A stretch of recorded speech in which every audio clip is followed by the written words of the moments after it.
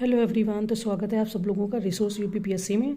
अगर आप तैयारी कर रहे हैं यूपीपीसीएस की, सारे वीडियोस और बहुत सारी test series free of cost अपने चैनल पे अपलोड कर रखी हैं, जिनको आप जाकर फ्री ऑफ कॉस्ट में देख सकते हैं। मतलब उनका कोई चार्ज नहीं है, कुछ भी नहीं है। चैनल का नाम है रिसोर्स यूपीपीएससी। इसको आप यूट्यूब पर सर्च करेंगे तो मिल जाएगा। टेलीग्राम पर भी ये इसी नाम से है, ठीक है। अब बात करें आखिरी के 10 से 12 दिन जो बचे हुए हैं, तो हम सी सैट के लिए क्या करें, क्योंकि जितना जीएस इंपॉर्टेंट है उतना सी सैट भी इम्पॉर्टेंट है। देखिए, जीएस में आपके 150 क्वेश्चन रहते हैं, सी सैट में आपके 100 रहते हैं। तो अगर हम देखें तो मैंने इसी चैनल पे आपको कुछ क्वेश्चन और अपलोड कर रखे हैं, वो सी सैट के हैं। क्या अपलोड कर रखे हैं वो मैं भी बताती हूँ।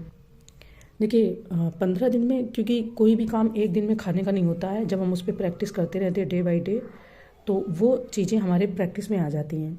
आई होप कि आप लोग सी सैट को ध्यान में रख के तैयारी कर रहे होंगे। जीएस की मैंने 60+ test series free of cost अपने चैनल पे अपलोड कर रखी है। तो जो व्यक्ति ये वीडियो को पहली बार देख रहा है, वो जीएस की, मैपिंग की, इंटरपर्सनल स्किल की free of cost test paper देना चाहता है, प्रैक्टिस करना चाहता है, तो मेरे चैनल पे जाके उसको देख सकते हैं, एक्सेस कर सकते हैं, ठीक है। अब हम बात करेंगे सी सैट की। तो देखिए, आपके सी सैट पोर्सन में सबसे पहले जब आपको सी सैट का पेपर मिलता है तो आप देखते हैं या तो एक गद्यांश पैसेज टाइप से देते हैं, या तो आपको ग्रामर के क्वेश्चन आते हैं, ठीक है। अगर ग्रामर के आते हैं तो वो लगभग 15 क्वेश्चन रहते हैं, और आपके जो गद्यांश रहता है, पैसेज रहता है, उसमें भी 12 से 15 क्वेश्चन रहते हैं।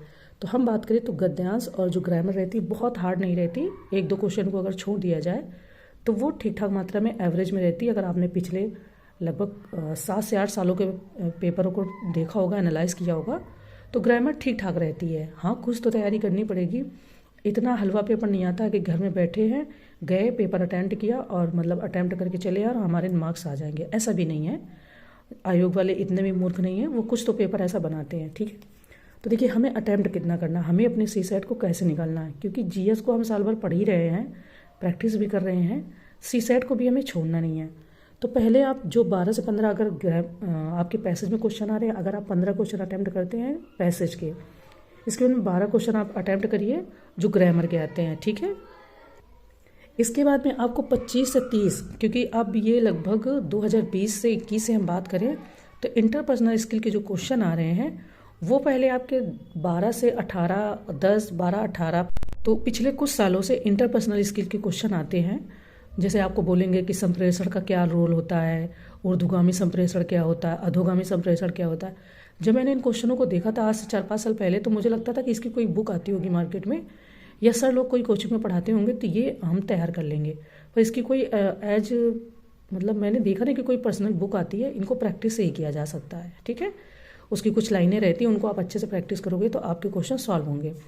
तो अब बात करें अगर इन दिनों में, लगभग ये 3-4 साल से, तो हम बात करें अगर 25 क्वेश्चन आ रहे हैं या 30 आ रहे हैं, तो अगर हमने 25 या 30 अटैम्प्ट कर लिए, इसके बाद में बचता है आपका इंग्लिश का भी पैसेज आता है, उसमें भी 10 से 12 क्वेश्चन रहते हैं।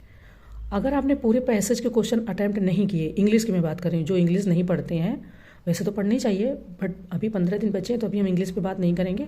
लेकिन जब आप इंग्लिश का पैसेज देखोगे तो लास्ट में उसमें 3 या 4 क्वेश्चन रहते हैं, जिसमें एक क्वेश्चन रहता है कि 4 मीनिंग देंगे, जैसे डिसीजिव की या पैसिव की या यूनिवर्सिटी की, ऐसे कुछ 4 वो देते हैं, मीनिंग देते हैं, और बोलते हैं कि इसमें कौन रॉन्ग मैच नहीं है, मतलब इसमें कौन सही है।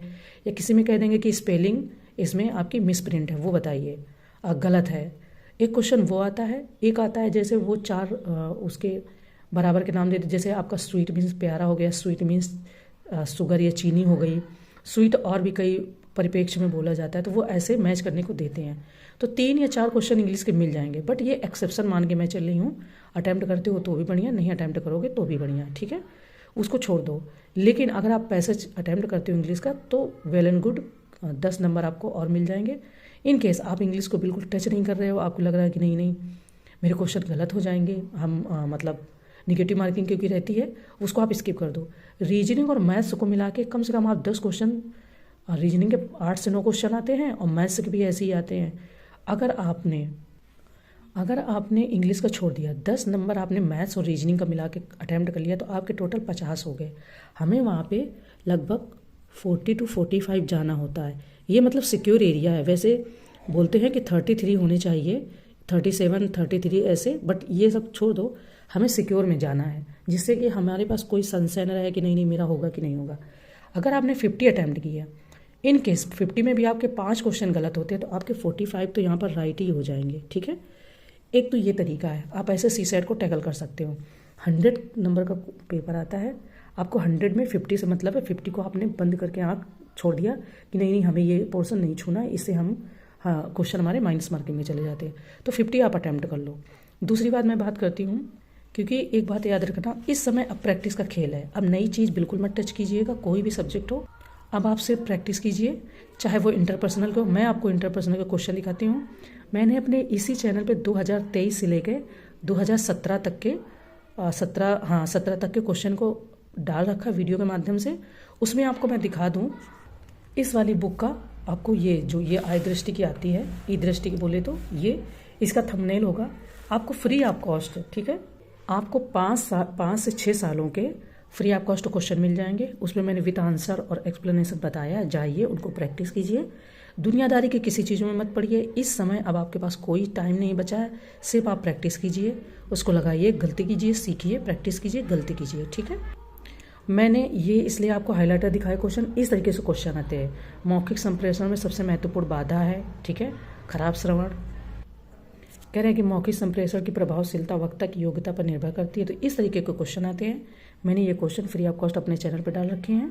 प्लस मैंने 60 से ज़्यादा पेपर आप फ्री ऑफ कॉस्ट, दृष्टि, ध्येय IAS, GS वर्ल्ड, सबके आपके फ्री ऑफ कॉस्ट डाल रखे, उनको प्रैक्टिस कीजिए, उनको लगाइए और अपनी तैयारी को अच्छा कीजिए। बाकी आपकी मर्जी है, करना ना करना आपके ऊपर है।